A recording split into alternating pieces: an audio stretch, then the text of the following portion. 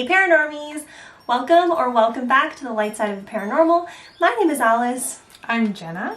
And today we are going to be doing a TLS top 5.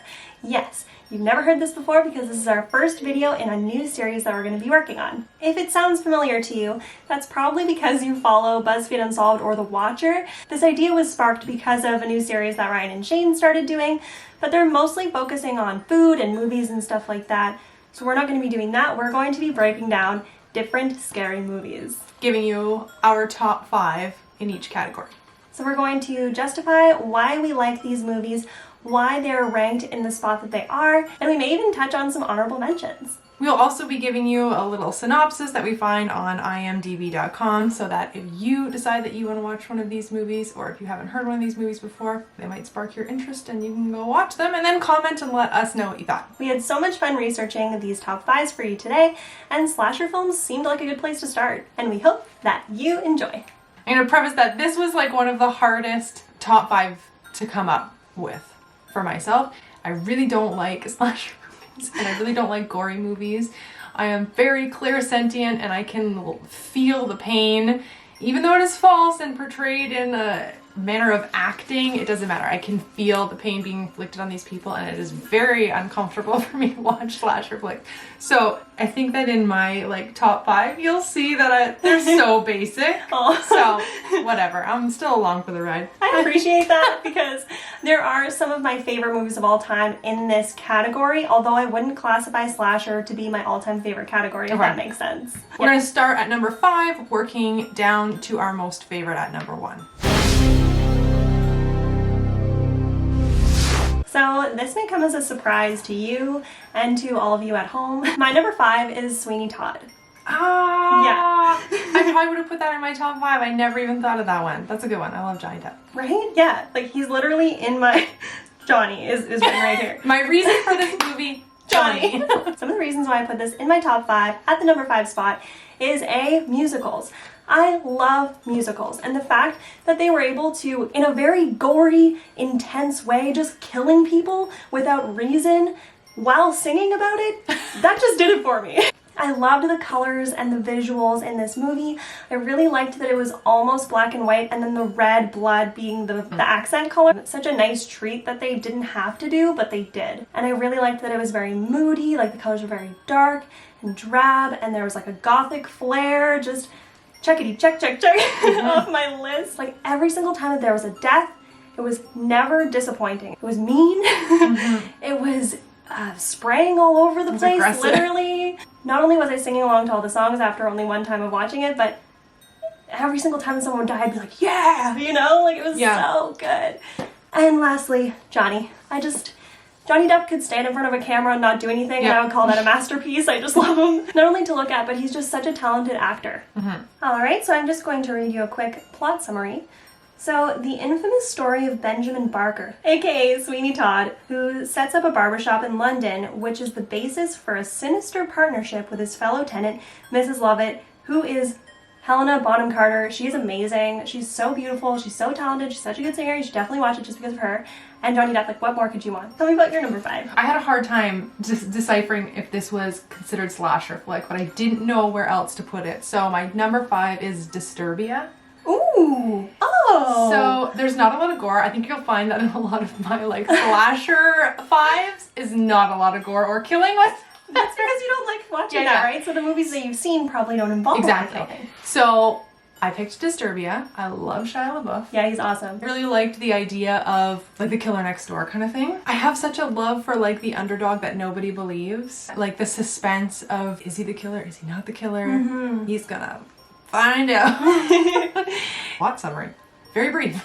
A teen living under house arrest becomes convinced his neighbor is a serial killer. Alright, so my number 4 is a little bit obscure, but I really felt like it deserved the number 4 spot, and that is Halloween Kills. This was released in October of 2020, so it's pretty new. If you're a fan of the original Halloween movie from the 90s, this is it's almost erotic how satisfying it is. There's a description. If you enjoyed the first one, if you've never seen the first one, don't bother watching it. You'll probably hate it. It is so fan-pleasing. If you are a super fan of Halloween and you went and saw this in the theater, I regret not seeing it in the theater. I watched it on Netflix. Everything that you could ever want, everything that you were hoping to happen when you were going into it, gives it to you. Like, it's perfect. Cool. And although it is some type of a sequel, it's also extremely unpredictable, which is hard to do. It's still unpredictable. It's still a thrill to watch. You don't know what's coming. It's so good. And my third point is Jamie Lee Curtis. Yep. Because Jamie Lee Curtis showed up. She was in it. I like that she was older. I like that she was super badass. I found her to be a very compelling character, a very empowering character. I wanted to be her in this movie. Cool. So good. Sorry if I'm talking really fast. I just have a lot to say, and I'm very excited to share this with you. So I'm going to give you a synopsis of this movie. The saga of Michael Myers and Laurie Strode continues in the next thrilling chapter of the Halloween series. They're really leaving a lot to find out later. My number 4 I picked was All the Boys Love Mandy Lane. Oh, I haven't seen that one. I've been told that it's really good. I remember, my memory is terrible, and I remember liking this movie. When it comes to the slasher genre, I have very few to pick from, so I picked this one as my number 4. It was good, it was kind of twisty, and you were like, what the heck? I like that. And yeah, the ending you were like, oh, okay. Like, wasn't expecting that, like that. Yeah, like, all right then. It's unexpected, and it was a little bit more on the gruesome side. I think that was probably the most gruesome one out of all of the ones that I picked. So the plot summary is a group of high schoolers invite Mandy Lane, an innocent, desirable girl, to a weekend party on a secluded ranch. While the festivities rage on, the number of attendees begins to drop mysteriously. Ooh, I like it. I'm assuming that not a lot of you have seen that. I could be just alone in this, but comment down below if you have seen it. Number 3. My number 3 is Scream. The original Scream. The ghost face killer. I chose this for my number 3, or just like in my top 5s in general, because it was the first horror movie I've ever seen.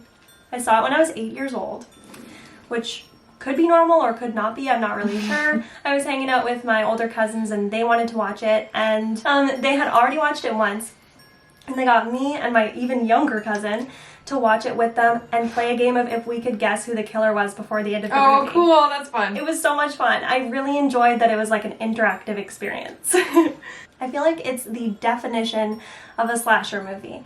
When I think about what is a slasher flick, I think of Drew Barrymore getting stabbed in the chest wearing a Yes. turtleneck. That's what I think of. Yeah. Right? Like if someone says slasher, Scream is the one that I think of, yeah. For sure. It was so Because it was good. so like, Exactly. Slash, Yeah. slash. yeah. If you're a slasher fan, you definitely need to see Scream if you haven't already. It's so good, and that is very deserving for my number 3 spot. It's a classic. Absolutely. All right, so I'm going to give you a synopsis of this movie if you haven't heard of it. Yeah. A year after the murder of her mother, a teenage girl is terrorized by a new killer who targets the girl and her friends by using horror films as part of a deadly game. My number 3 is A Perfect Getaway. Ooh, okay. I think I saw that like once in theaters. So it's like another version of the Who's the Killer. So the synopsis without, because most of my explanation would have been a synopsis, but so 2 pairs of lovers on a Hawaiian vacation discover that psychopaths are stalking and murdering tourists on the island. So the 2 couples are trying to figure out who it is. Cool. So do you remember who the killers were? I don't. I would love to watch that again. I'm going to bleep this out while I tell her who the killers were. See? Watch it. Go watch it. All right. So my number 2 spot is Halloween.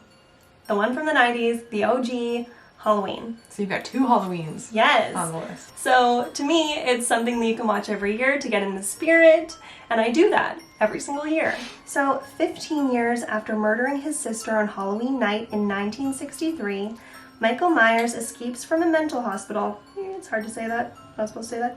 And returns to the small town of Haddonfield, Illinois to kill again. Back then, that was freaking terrifying. Yes, yeah. But for someone to watch that, say like a 15-year-old that's never seen it before, to watch the original Halloween, they probably wouldn't think it's that scary. Right. Because they're used to what's going on now. Anyhow, so it is the stalker flick to me. Do you remember the scene? I'm going to spoil something, but it's not really a spoiler. There's this scene where there's like a clothesline with all these sheets blowing. Oh, and he's there. yes. And then he's not. Yeah, like stuff like that stuck with me for years. It's It's a just so classic. good. Yeah. Another reason why this took my number 2 spot is because, in my opinion, it has the best soundtrack and just background music in general in a horror movie ever. It's memorable, it's still being remixed for Halloween parties to this day, and the music adds a lot of suspense to the movie.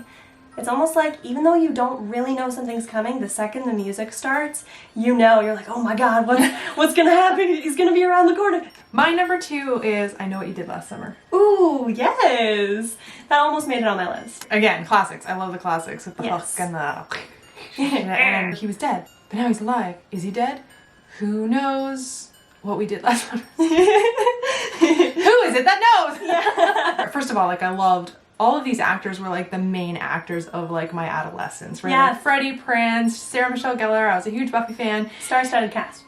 Jennifer Love Hewitt, yeah, like Ryan Phillippe or whatever, yeah.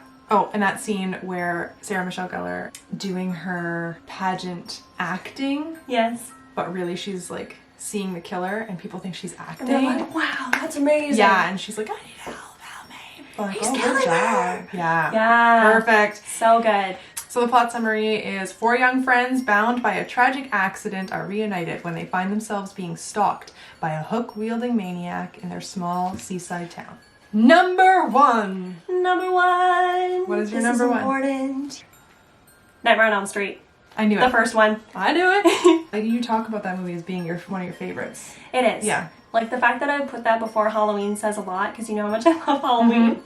But And I'm going to disappoint you hugely by telling you that I've never seen it. Jenna.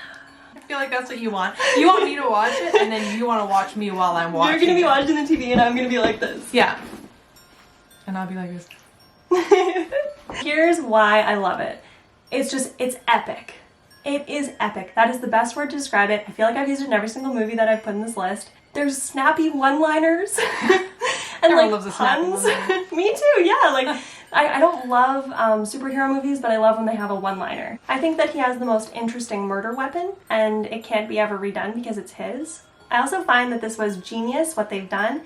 And I think that there are movies that came after this that tried to recreate this. And that is when they take situations that are like everyday life things that everyone's going to do and everyone's going to experience, and they make them scary. Like taking a bath, going to the bathroom in general, you know, taking a shower, going to sleep. Everyone has to sleep at some point. Yeah. And that's when it gets you the worst. They're taking this situation and they know that you're going to be forced to think about the movie over and over and over again. Right. When you do these mundane tasks.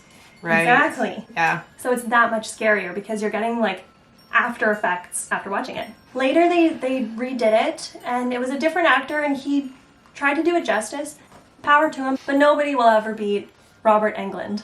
He is amazing. He is the Freddy Krueger. I feel like he gets wrapped up in the character the same way that Heath Ledger got wrapped up in the Joker. Right, yeah. Like he's just all in. He was just him. Yes. Yeah, cool. Oh yeah. Also, young Johnny Depp. No!